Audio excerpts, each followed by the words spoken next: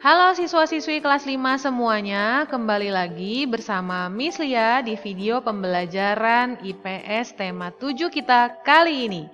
Nah, di pembelajaran tema 7 kita kali ini berjudul Kedatangan Bangsa Eropa ke Indonesia. Sebagaimana anak-anak tahu bahwa negara Indonesia adalah negara yang pernah dijajah oleh beberapa negara.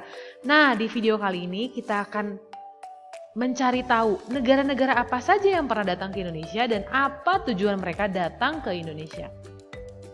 Yang pertama, mulai akhir abad ke-15, bangsa Eropa berusaha melakukan penjelajahan samudra.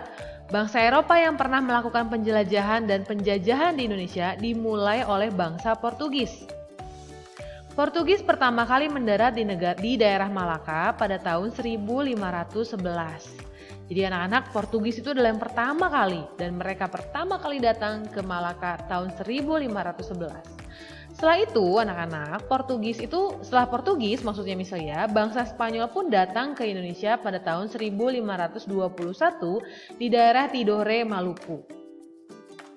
Nah, setelah kedua bangsa tadi disusul oleh bangsa Inggris dan Belanda. Kapal-kapal Belanda pertama kali mendarat di Pelabuhan Banten pada tahun 1596. Bangsa Eropa mendatangi negeri timur, ya maksudnya daerah Asia yang karena melimpah akan kekayaan alamnya untuk mewujudkan beberapa poin. Yang pertama, dia mau mewujudkan kejayaan, mencapai kejayaan, memiliki kekayaan, menyebarkan agama dan menyebarkan perkembangan ilmu pengetahuan dan teknologi anak-anak ya. Nah, untuk poin A, B, C, glory, gold, dan gospel biasanya disingkat menjadi 3G. Ya, apa saja 3G yaitu glory, gold, dan gospel. Nah, lihat ya anak-anak di negara-negara Eropa sana, kalau ada bangsa-bangsa yang berhasil menjajah daerah-daerah lain atau memiliki lahan-lahan yang lebih banyak, dia akan memiliki kejayaan, ya glory, kejayaan yang jauh lebih besar dibanding bangsa-bangsa yang lain.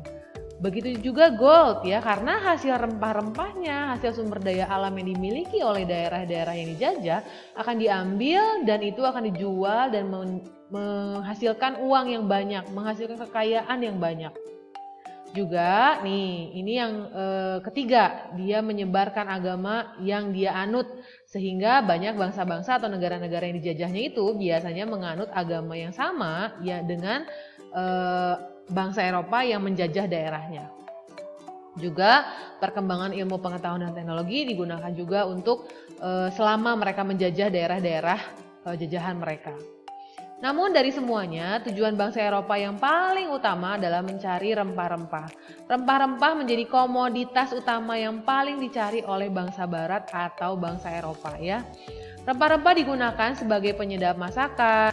Ya, rempah-rempah digunakan sebagai penyedap masakan, pengawet makanan, obat-obatan, penghangat tubuh. Rempah-rempah juga merupakan hasil bumi Indonesia yang tidak dapat tumbuh di Eropa. Jadi kenapa bangsa-bangsa luar negeri itu atau bangsa-bangsa Eropa itu datang ke Indonesia? Karena pada dasarnya rempah-rempah tuh nggak bisa tumbuh di daerah mereka, sehingga mereka perlu mencari ke daerah-daerah yang lain. Hal ini dikarenakan karena suhu dan cuaca yang tidak cocok untuk menanam rempah-rempah. Jadi rempah-rempah itu memiliki karakter masing-masing, anak-anaknya bisa tumbuh di daerah dingin, hangat, atau dan lain-lain. Tapi biasanya tuh rempah-rempah tuh tidak akan cocok dengan suhu atau iklim negara-negara Eropa. Karena itu bangsa-bangsa Eropa tuh banyak menjelajah ke daerah-daerah hangat, daerah-daerah Asia gitu seperti kita untuk mencari rempah-rempah tersebut. Nah, rempah-rempah yang biasanya diminati oleh bangsa Barat antara lain atau bangsa Eropa ya anak-anak antara lain cengkih, pala, bunga pala, dan lada. Mungkin anak-anak pernah lihat rempah-rempah ini ada di dapur nih, dapur rumah kamu lagi dipakai oleh mami kamu. Mungkin anak-anak pernah lihat. Nah, ini tuh sangat berharga untuk bangsa Eropa saat itu ya anak-anak. Nah, bangsa Eropa yang datang ke Indonesia diterima dengan baik. Ya, awalnya tuh diterima dengan baik. Namun semakin lama bangsa Eropa semakin sewenang-wenang, semakin seenaknya. Hal ini menyebabkan bangsa Indonesia marah ya. Nah, Miss Lia akan bahas satu persatu peristiwa-peristiwa apa saja yang terjadi ketika masa-masa pemerintahan bangsa-bangsa Eropa di Indonesia. Peristiwa pada masa pemerintahan kolonial Inggris ya. Pemerintahan kolonial Inggris, maaf Bu Lia salah bicara. Pemerintah Inggris mengangkat Thomas Stamford Raffles untuk menjadi Gubernur Jenderal Hindia Belanda. Jadi dulu namanya bukan Indonesia anak-anaknya, tapi namanya masih Hindia Belanda. Raffles memulai tugasnya pada tanggal 19 Oktober 1811. Nah, ini wajah dari Bapak Raffles ya. Raffles dikenal sebagai gubernur yang membawa pembaharuan bagi masyarakat saat itu. Kebijakan-kebijakan Raffles yang dilakukan adalah pertama, di bidang politik. Dia membagi wilayah Jawa menjadi 16 bagian. Setiap daerah memiliki pengadilan sendiri. Lalu Raffles juga melarang perdagangan budak. Jadi anak-anak Raffles itu ketika itu sengaja membagi wilayah Jawa menjadi 16 bagian itu supaya kayak lebih terstruktur gitu anak-anak, lebih mampu diorganisir, karena kalau Jawa sebegitu besar kan lebih sulit dibandingkan kecil-kecil. Jadi mulai ada organisasi-organisasi pemerintah daerah pada zaman Raffles. Di bidang ekonomi, Raffles menerapkan sistem sewa tanah, sistem kerja upah, dan sistem alat tukar uang. Lalu di bidang sosial, Raffles melakukan penghapusan sistem diskriminasi. Nah, di bidang ilmu pengetahuan, Raffles juga sering mengundang ahli-ahli pengetahuan untuk mengadakan berbagai penelitian di daerah Pulau Jawa. Nah, ini yang Raffles lakukan salah satunya, membuat buku catatan sejarah dan kebudayaan History of Java. Jadi Raffles itu sengaja membuat buku History of Java supaya dia bisa mendokumentasikan apa saja sih yang terjadi ketika itu di buku ini. Raffles juga bersama dengan rekannya yang bernama Arnoldi menemukan bunga bangkai terbesar di dunia. Bunga tersebut diberi nama Rafflesia arnoldi. Mungkin anak-anak pernah dengar atau anak-anak mungkin ada yang pernah lihat secara langsung ya.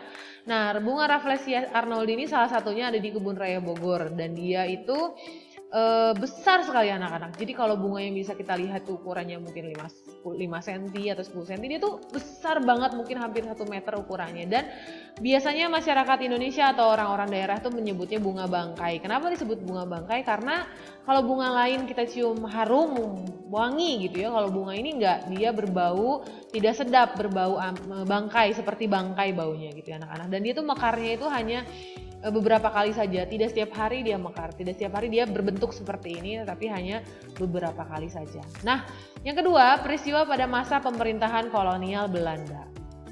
Belanda pertama kali datang ke Indonesia dipimpin oleh Cornelis de Houtman pada tanggal 27 Juni 1596 di daerah Banten.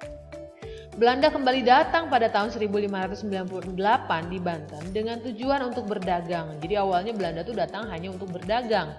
Namun tujuan Belanda kemudian berubah untuk menguasai Banten yang menjadi pusat perdagangan rempah-rempah. Wah, kayaknya nih Belanda nih berubah pikiran setelah melihat bahwa rempah-rempah di Indonesia tuh, di negara kita tuh melimpah-limpah gitu anak-anak ya. Nah, setelah itu Belanda mendirikan VOC, Verenigd Ostindische Company. Maaf ya Mislia kalau salah karena Mislia bukan orang Belanda. Pada tahun maaf ya, ini salah ketik nih Mislia sedikit. Pada tanggal 20 Maret 1602 berkantor di Batavia atau yang sekarang kita kenal dengan Jakarta untuk memonopoli perdagangan rempah-rempah yang ada dipimpin oleh Jan Pietersen Coen ya. Jan Pietersen ini memimpin VOC.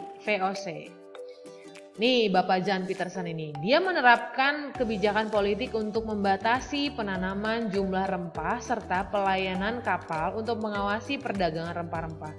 Jadi dia itu Bapak Jan Pietersen itu selain memonopoli ya dengan bersama VOC tadi, dia membatasi kira-kira rempah-rempah apa saja yang harus ditanam, kapan kapalnya pergi, dia yang atur semuanya. Nah tujuan dari VOC ini menguasai pelabuhan-pelabuhan penting. Kedua, menguasai kerajaan-kerajaan yang ada di Indonesia. Dan ketiga, melakukan monopoli perdagangan rempah-rempah. Jadi nggak sembarang orang bisa menjual rempah-rempah atau membeli rempah-rempah kecuali atas aturan-aturan dari VOC ini.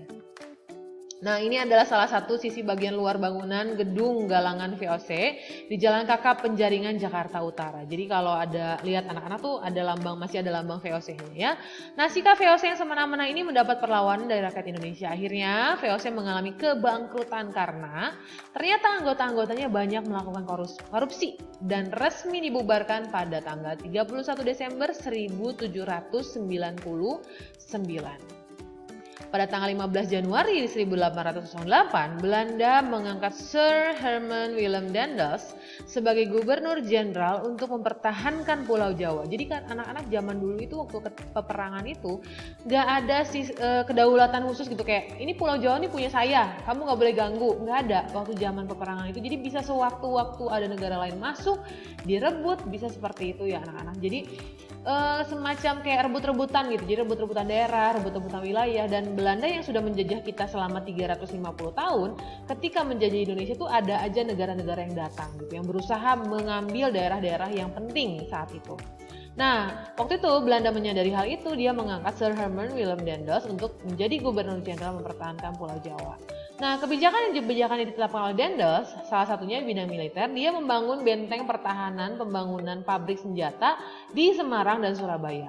Ini adalah salah satu bekas penjara Kalisosok yang tak terawat. Pada masa kekuasaan Daendels di sini sempat didirikan pabrik senjata dan lokasinya diperkirakan di dekat penjara ini. Jadi pabrik senjata yang dibuat Daendels itu kira-kira di daerah ini, ya.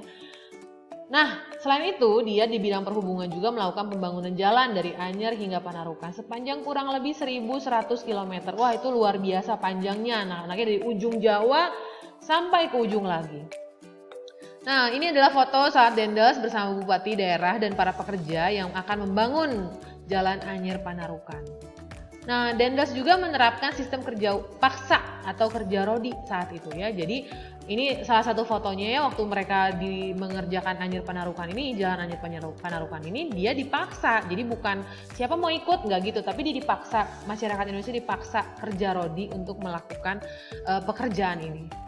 Nah, Daendels juga melakukan berbagai usaha untuk mengumpulkan dana pembangunan jalan tadi. Tentu memerlukan dana yang banyak kan anak-anak. Nah, Daendels tuh melakukan beberapa usaha-usaha. Nah, selanjutnya masa penjajahan Portugis. Nah, pada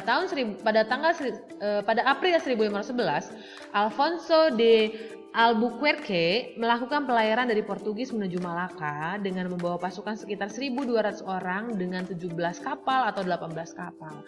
Portugis itu datang 1511 di Malaka, daerah Malaka. Setelah itu Portugis datang ke Maluku pada tahun 1512. Mulanya Portugis tuh kayak cuma buat dagang doang, dagang pala, dagang cengkih.